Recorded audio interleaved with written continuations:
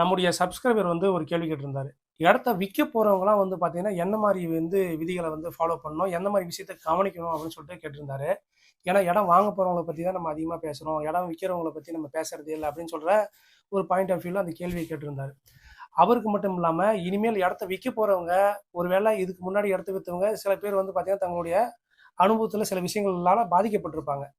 அவர்களுக்கு தெரிஞ்சிருக்கும். தெரியாதவர்களுக்காக தான் இந்த காணொளி. என்ன அப்படின்னா, நீங்க இடத்த விக்க போறீங்க அப்படின்னா, எந்த சர்வே நம்பர விக்க போறீங்களோ, அந்த சர்வே நம்பர் தான் பத்திரத்துல குறிப்பிட்டிருக்காங்களா அப்படின்னு சொல்றத ஃபர்ஸ்ட்டு நீங்க கவனிக்கணும். ஏன்னா, நீங்க வந்து ஒரே ஒரு சர்வே நம்பர மட்டும் தான் ஒருத்தருக்கு வந்து விற்பனை செய்றதுக்காக முடிவு பண்ணியிருப்பீங்க. ஆனா, அவங்க என்ன பண்ணுவாங்கன்னா, பத்திரத்த உங்ககிட்ட ஒரு காப்பி காமிக்கிறப்ப வந்து பார்த்தீங்கன்னா, அந்த ஒரு சர்வே நம்பர் தான் போட்டிருப்பாங்க. ஆனா, ரிஜிஸ்ட்ரேஷன் ஆஃபீஸ்ல நீங்க கையெழுத்து போடுறதுக்கு முன்னாடி வந்து பார்த்தீங்கன்னா, வேற ஒரு ஷீட்ட வந்து இணைச்சிருந்தாலும் உங்களுக்கு தெரியாது. அதனால கையெழுத்து போடுறதுக்கு முன்னாடி வந்து பார்த்தீங்கன்னா, நம்ம எந்த நிலத்த விற்க போறோமோ, அந்த நிலத்துடைய சர்வே நம்பர் தான் போட்டிருக்காரா? அவ்வளோ இடம் தான் அதில இருக்கா? அப்படின்னு சொல்றத பார்க்கணும். சில நேரங்கள்ல ஒரே சர்வே நம்பர்ல ஒரு 20 சென்ட் மட்டும் தான் நீங்க விற்பனை செய்றீங்க அப்படின்னா, அந்த 20 சென்ட் போட்டிருக்கான்னு சொல்றத நீங்க கவனிக்கணும். அதுல 20 சென்ட் இல்லாம, அந்த சர்வே நம்பர்ல இருக்கிற மொத்த இடத்தையும் எழுதி வாங்கிட்டாங்கன்னா, நீங்க ஒண்ணும் பண்ண முடியாது.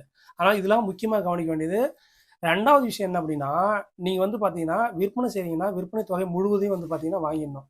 இல்ல நான் ரிஜிஸ்ட்ரேஷன் முடிஞ்ச அப்புறம் பாதி பணத்த தரேன் அப்படின்னு சொன்னாங்கன்னா, கண்டிப்பா வந்து பார்த்தீங்கன்னா, நீங்க விற்பனை செஞ்சு முடிச்ச அப்புறம் அவன் தரலன்னா ஒண்ணுமே பண்ண முடியாது. அதனால அந்த மாரி ஒரு வேளை வேற வழியே இல்ல, விற்பனை செஞ்சு முடிச்ச அப்புறம் தான் பத்திரப்பதிவு போட்ட அப்புறம் தான் மீதி பணத்த வந்து அவங்க தருவாங்க அப்படின்னா, எவ்வளோ பணம் தரணுமோ அந்த பணத்துக்கான செக்க வாங்கிடுங்க. அந்த செக்குமே நீங்க வந்து பார்த்தீங்கன்னா, பத்திரத்தில வந்து மென்ஷன் பண்ணலாம்.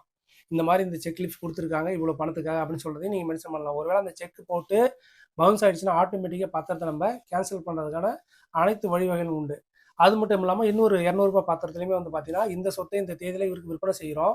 இந்த தேதியிலிருந்து 30 நாட்களுக்குள்ளேயோ, இல்ல வந்து பார்த்தீங்கன்னா 3 மாதத்துக்குள்ளேயோ நீங்க மீதி பணத்த தந்துரணும். நீங்க எத்தன நாள் சொல்றீங்களோ 10 நாளோ, 20 நாளோ அதுக்குள்ள அந்த பத்திரத்த போட்டு எழுதி வாங்கிக்கிட்டீங்கன்னா, அத வச்சுமே நம்ம வழக்கு தொடர்ந்து பத்திரத்த கேன்சல் பண்ண முடியும். அதனால மெயினா விக்கிறவங்க பார்க்க வேண்டிய விஷயம் என்னன்னா, எந்த இடத்த விக்கிறோம்? எவ்வளோ இடம் விக்கிறோம்? சர்வே நம்பர் சரிதானா? இல்ல அதிகமா வேற ஏதாவது சர்வே நம்பர் சேர்த்திருக்காங்களா? அப்படின்னு சொல்றத முக்கியமா கவனிக்கணும். 2வது பண விஷயம். இதுதான்.